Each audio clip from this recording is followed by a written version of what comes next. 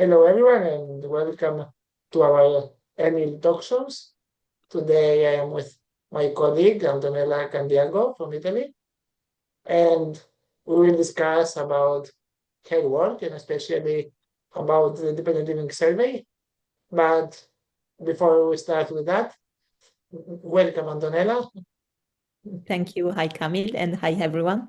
Maybe to begin with, you can briefly introduce yourself and your role at ENIL. What are you doing? So, as you said, my name is Antonella, and I work as a policy officer at ENIL. Within the policy team, I focus on research, advocacy, and policy development related to the right to independent living. And I also support ENIL's work on intersectionality. A lot of stuff, and actually things that we were not doing before in to a bigger extent, at least some of these parts. So it's very good that we address them now.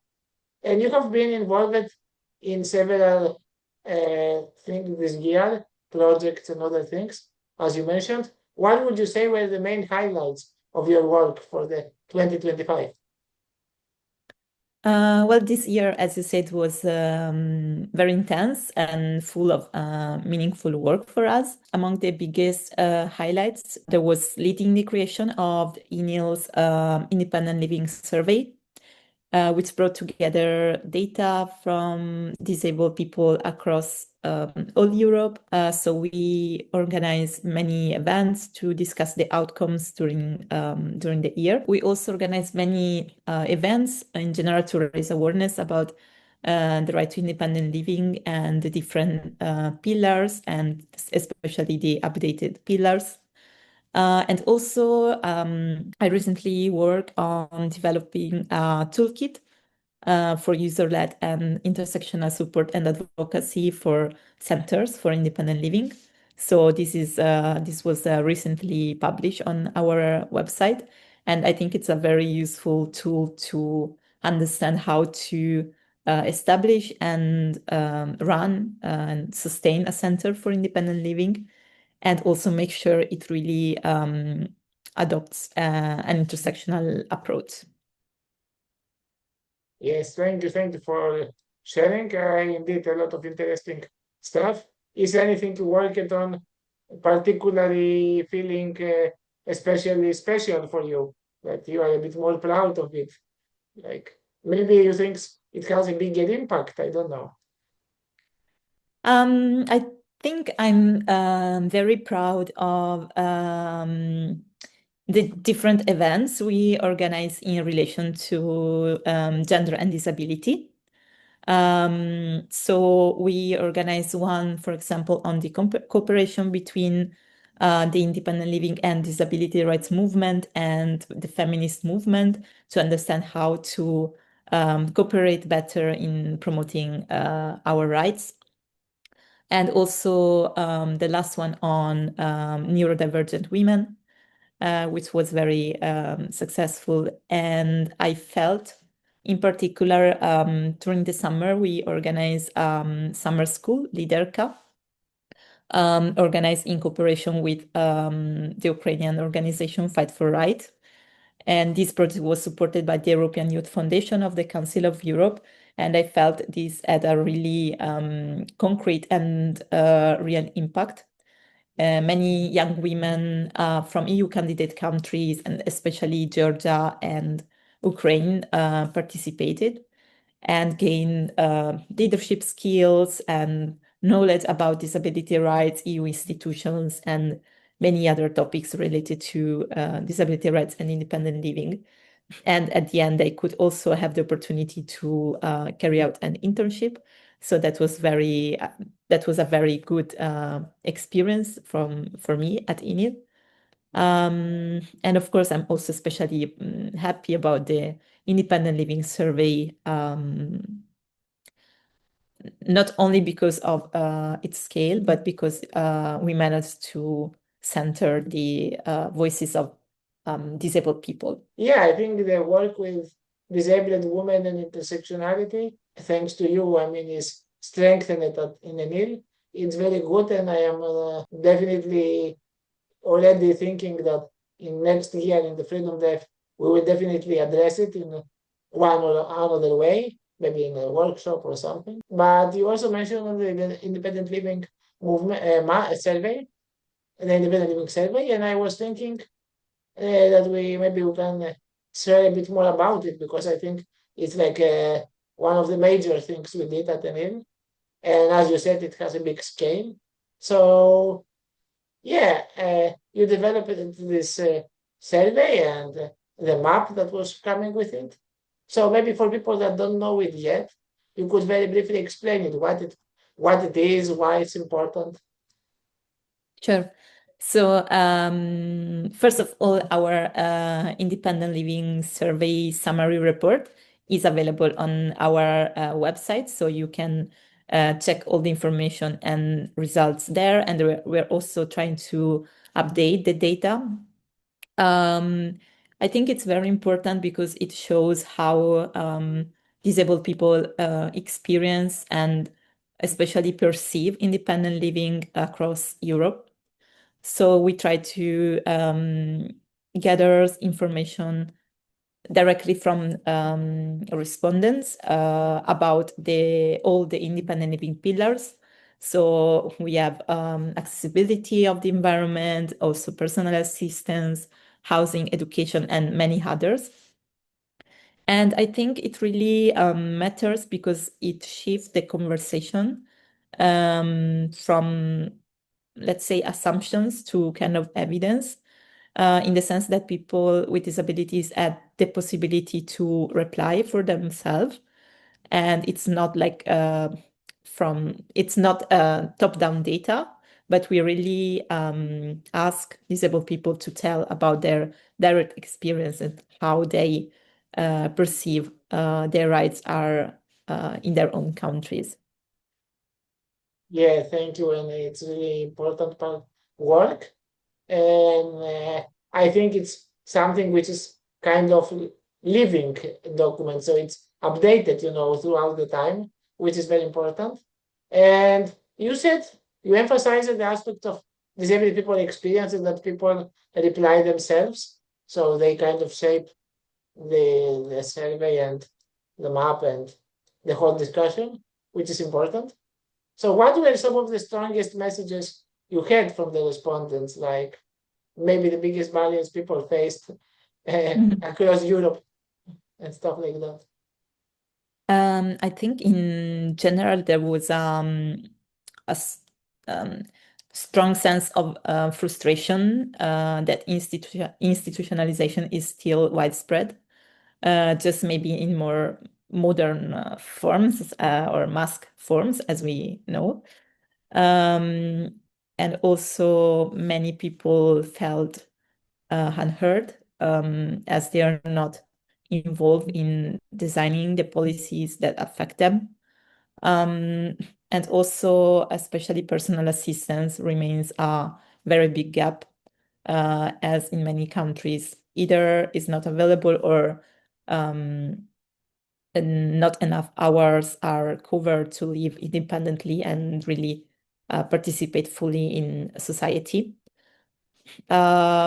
So in general, disabled people still face big barriers to living independently, even in countries considered progressive, because we saw no country scored the highest, and the scoring was between 1 and 5, and the best country scored around 3. So that was very sad to see. So in general, there are many. You ask about the barriers, so I think there are many barriers from the data, like lack of personal assistance, as I said, or very restrictive eligibility rules, but also inaccessible housing or not affordable accessible housing, low income, and in general also still many attitudinal barriers. I mean, like stereotypes, and even in bureaucratic systems, they still tend to be very complex and still very medicalized or paternalistic. So these are some of the most consistent barriers disabled people face. Thank you for sharing. It's a bit devastating as disabled people ourselves to hear, that, so many barriers still exist. And that you mentioned, for example, institutionalization is continuing. Some data shows that maybe it's increasing in Europe, which is not good. It's masked, as we say. People find creative ways to create new segregated facilities, calling them independent living or supported living or whatever. And yeah, as you said, also the basic tool to fight for that personal assistant is also not easily accessible, and that's really sad. And I mean, it could change. It could be a game changer for a lot of people if we had it. So yeah, as you said, personal assistant is a key part of the survey. Uh, you already shared some of the things that you learned about the access to PA and the difficulties to it. But I don't know if there's any point maybe you could share why I'm still wondering why it is still so limited in many countries. What is preventing us to get personal assistance?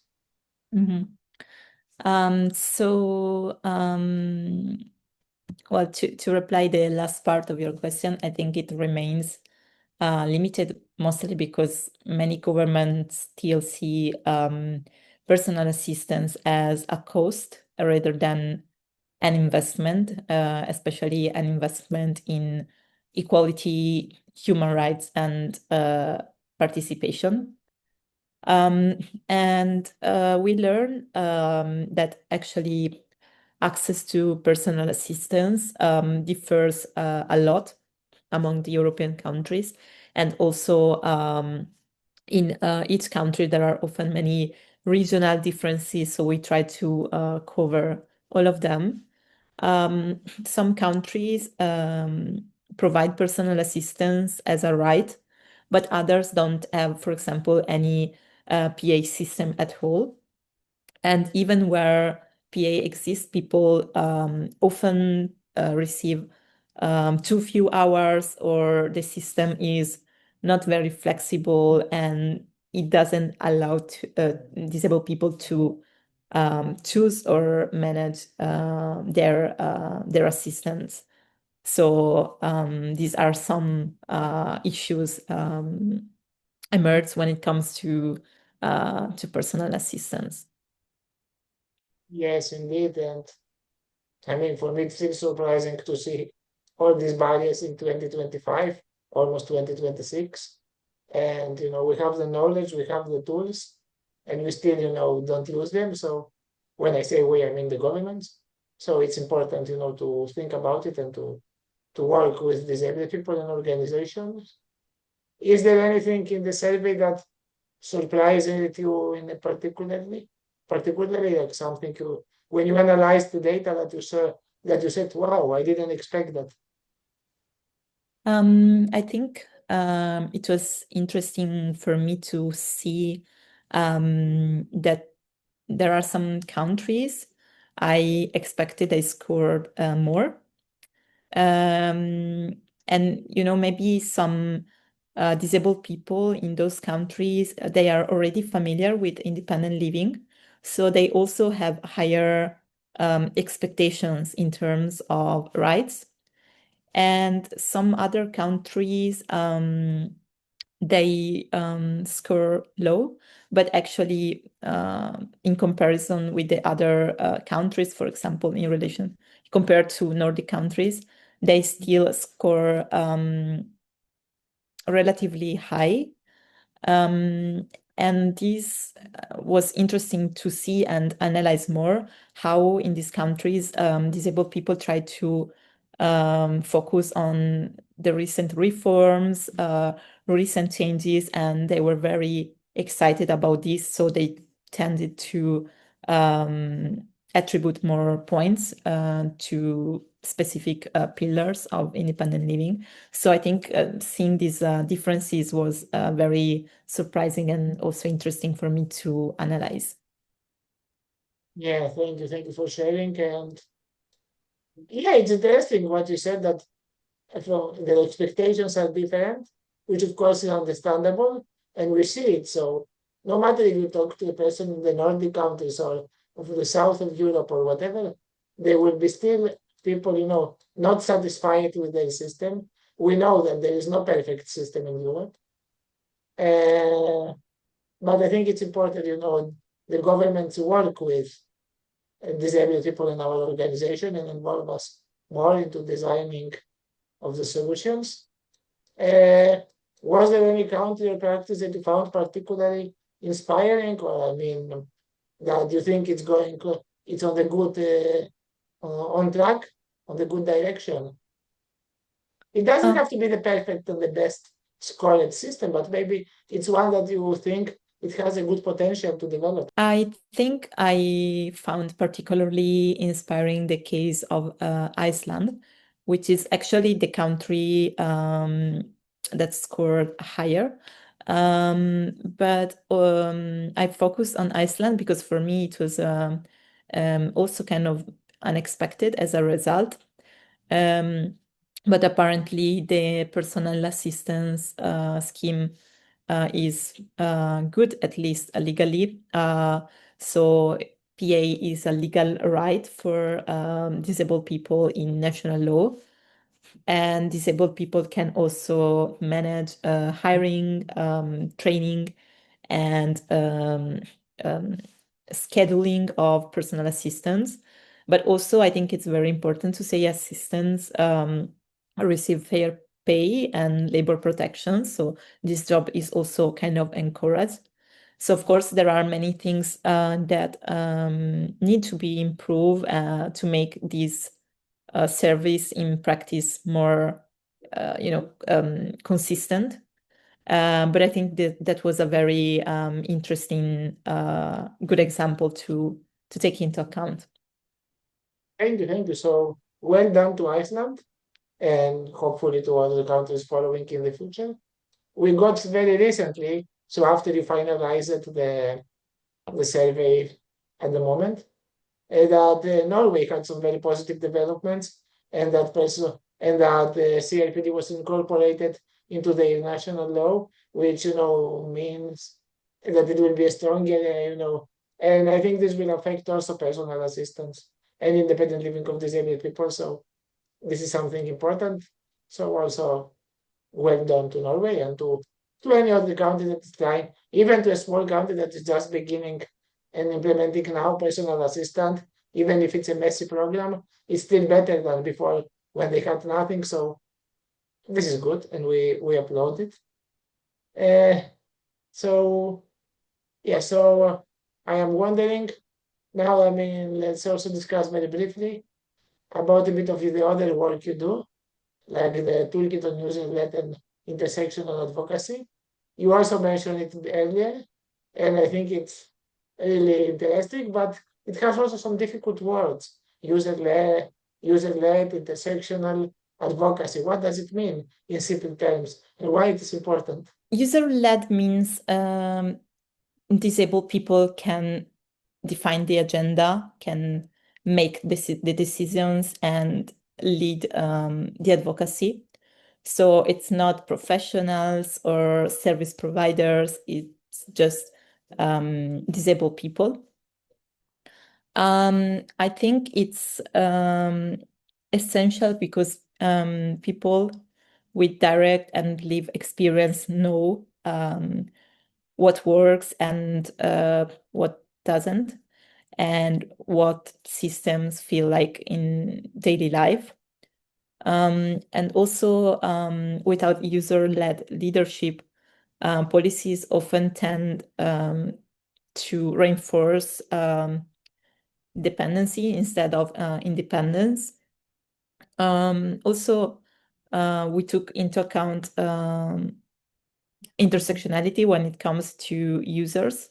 So we really try to make sure centers for independent livings are inclusive of disabled people with other intersecting identities. So for example, also disabled people with migrant background or LGBTIQ plus disabled people. Thank you for explaining the terms, and I think it's a very good approach to address the issue like that. And yeah, how does the toolkit help activists, especially those that face multiple forms of discrimination, to advocate for their rights? Why we do the toolkit? Why it's useful? I think the toolkit is very useful because it provides clear definitions and really explain what we mean when we talk about centers for independent living. Also, there are two sections in the toolkit I consider very important. The first one is table with clear steps to create and also sustain a center for independent living. So there's a table with different actions you can take to establish it and run it. And also there's another part very useful. We really try to make a very practical toolkit. So there's kind of a checklist on how to ensure the center for independent living and the work you do is really intersectional. So I think these two elements are very concrete tools to help activists and to understand how to truly advocate for your rights and rights of other marginalized groups. I fully agree. It's very helpful tool, and I myself will definitely use it and share it with our members and also with our youth network members who start now working in the movement, and tools like that really help them navigate into the whole disability world, which sometimes can be very confusing and devastating, but sometimes it can be wonderful and very nice, full of colors and diversity. Mhm. So yeah, it's great we have these tools, and thank you for your work. And I think we can slowly come close to the end of our discussion, maybe with turning our views to the future and what we are looking forward. So based on everything we have discussed and you have worked on this year, what changes do you think that policymakers need to make now, ideally, to independent living rights be implemented to advance? So what changes they should do to advance independent living rights? Okay, this is a very good question. I think there's still a lot to do. So first of all, I would just say very simply, it would be important for policymakers to understand that disability rights are human rights, and also internalize the fact we cannot tolerate inaccessibility anymore, and try to understand inaccessibility is also discrimination. Lack of personal assistance is discrimination. And I think it's important to move away from medicalized assessments to more rights-based approaches. Recognize that personal assistance is indeed a right and not a luxury, but also invest in many other services. So closing, of course, institutions, including, as we said before, the new or community-based institutions, and invest in more accessible and affordable housing, but also in making sure services in society are accessible and inclusive for everyone. And also, finally, I would say to ensure disabled people's organizations are funded and also included in decision making. Yeah. Thank you, thank you. I think all of these are great solutions, and I mean, many of them are obvious, many of them people need to understand a bit better, like co-production, for example. But yeah, the funding is crucial, and investment in housing and in community living, and not in any segregation. So thank you for highlighting all these aspects. And a few final words to close the discussion. What is your hope for the future on independent living in Europe? What gives you hope? What gives me hope? So what gives me hope is seeing slow changes in society and mindsets, but also the strength of the community, as I see disabled people across Europe, and especially young disabled people are organizing and connecting and pushing back. So young activists are especially very vocal and also intersectional, and this is something I feel inspired by. And yeah, as I mentioned, I see a growing, slow but growing understanding also by non-disabled people about independent living, and I see people start to think independent living is not optional, but it's human right. Thank you, thank you. Indeed, independent living is human right. It's not optional, as you said earlier.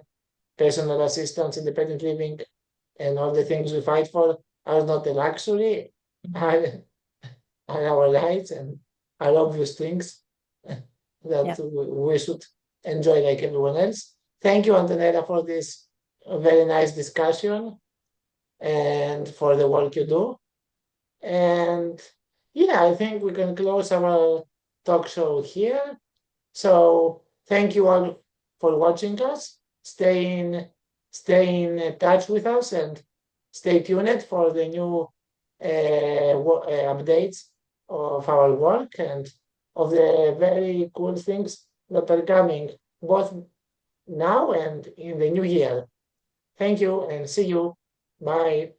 Thank you. Bye.